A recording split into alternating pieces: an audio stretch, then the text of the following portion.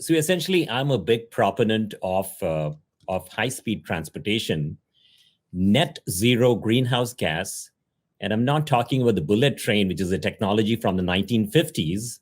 I'm talking about cutting-edge solutions, and this is Silicon Valley. We can come up with, we basically gave birth to the electric car here with Elon Musk and Tesla.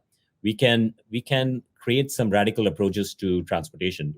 Now, when you look at the current challenge we have here, if you have ever been to Silicon Valley and you have taken the light rail, I do this on a random basis. I'll be talking to somebody, I'll be talking about traffic, homelessness, and I'll say, how many times have you taken the light rail? And a gentleman would say, I've lived here for 20 years, I've taken it like 2 times. And because it's a very slow system, it's an old system, it doesn't work, and it's bleeding cash every single day.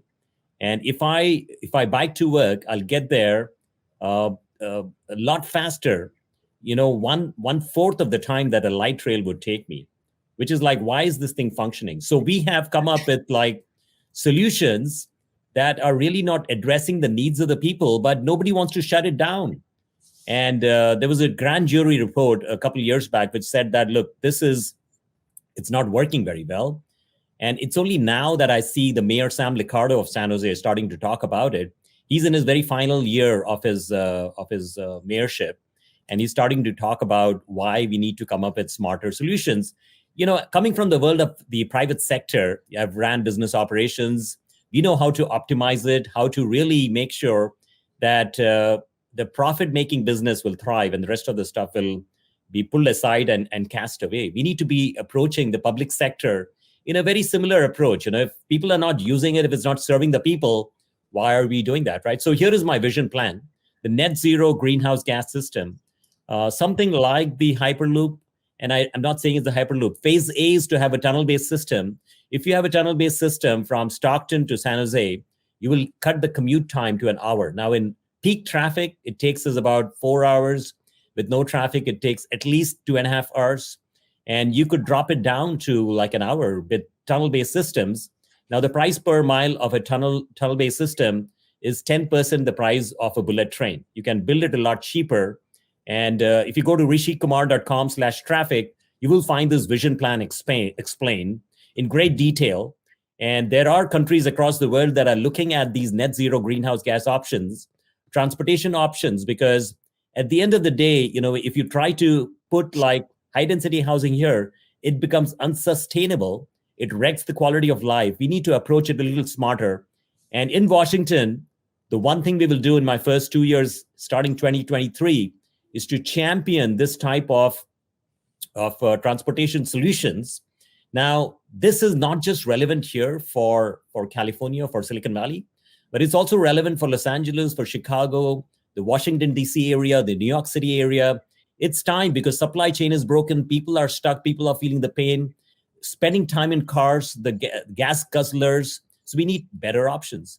I'll give you an interesting story. We spent time in Paris, and we spent a week in Paris, or a week in London.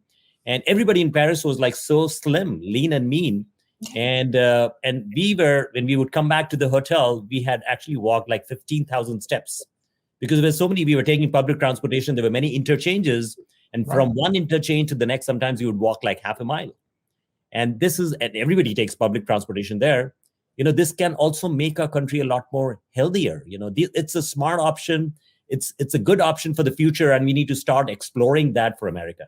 Yeah. So we just did a quick little lookup on the incumbent in your area, Mr. Costa. Yeah. And so guys, send Rishi some love, because this gentleman that he's running against is a Democrat that supported the Keystone XL pipeline. He's not just a Democrat. He's one of the chairs. Actually, I would like to just jump in that 16th district today, the pages have not been updated yet. The online world, there's a little bit of a lag.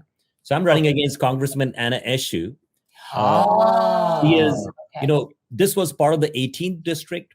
Now, she is the incumbent in the 16th district. It's 80% of the old 18. And Congresswoman Anna Eshoo, I respect her, 44 years in public office, but she's the #1 recipient of pharma money in the U.S. Congress. Oh, and that's a record that hopefully I will never, ever have. Right. You don't take corporate money at all. Exactly. We reject the special interest group money. We reject the PAC money. And people in 2020, we spent $700,000, which nobody had spent in the last 30 years ever as a challenger. And Congresswoman Eshoo, she spent about $1.7 million, but 50% of her money came from PAC money. I call it the tainted dark money. If you take that out, there is parity. So people tell me, Rishi, will you change your mind? Will you start accepting PAC money? Because it sounds like you need money to win this race. And I tell them, look, integrity is the most important thing. We are looking to change politics, the way we look at it. And I will never, ever accept any PAC money in my life. Simple.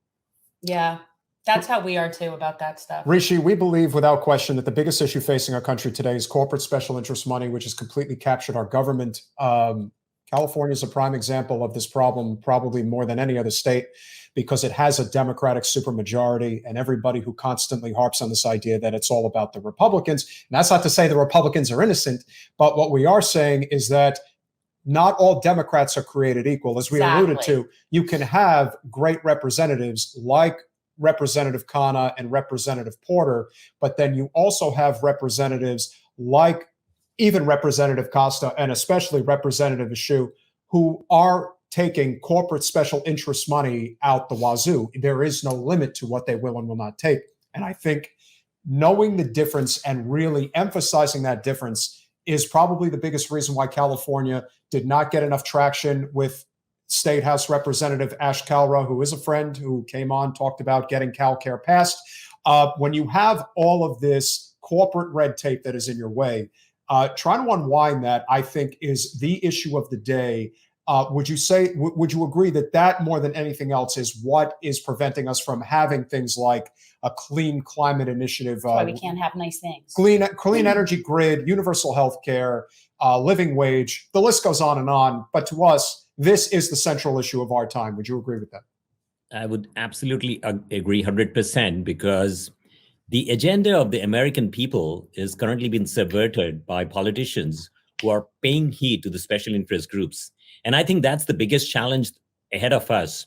This is the reason why America is sliding downhill, because the politicians are really not stepping up to solve the big challenges. Governor Gavin Newsom called California, we are looking like a third world country.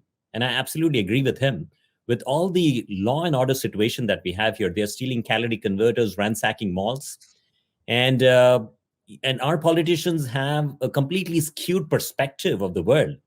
And, if you look at my stint in city council, I'm in my final year in my second term. And the very first time we ran, we barely escaped with 71 votes. That was the margin of victory. But 4 years later, we won with the greatest number of votes in 64 years of my city. And because we stepped up and took on the big challenges, we challenged a very powerful water utility company. Their profits were $52 million annually. They were gouging the people, and people were hurting. People were crying looking at the water bill. And why am I the only elected leader from 6 cities that's been battling them for 5 years now? That's a travesty. When somebody's gouging the people, our elected leaders should step up and do something about it. When I started talking about burglaries in my city, it had grown 100% over 4 years. Some of my colleagues on the city council said, Rishi, you will drop the real estate price of Saratoga by talking about crime. I'm like, really? When there's a problem, are you going to worry about these types of things? We stepped up and we took on big challenges that nobody else wanted to touch. They wanted to build high density housing on a mountain hillside fire risk zone, which had a very narrow road that would disrupt wildlife vegetation. And I stood on one side, the rest of the council on the other side. I said, no, I cannot support this project because it's not the right environmental project. And they wanted to move forward, but they felt the wrath of the people. And if your heart is in the right place, if you're aligning with the people, then help comes from all sorts of sources. And you know what? We always end up winning. With all these different initiatives, issues, projects, we always end up winning. And that's the reason why we believe we will do extremely well in Washington, D.C. We believe we are poised to win. We did 127,000 votes in 2020.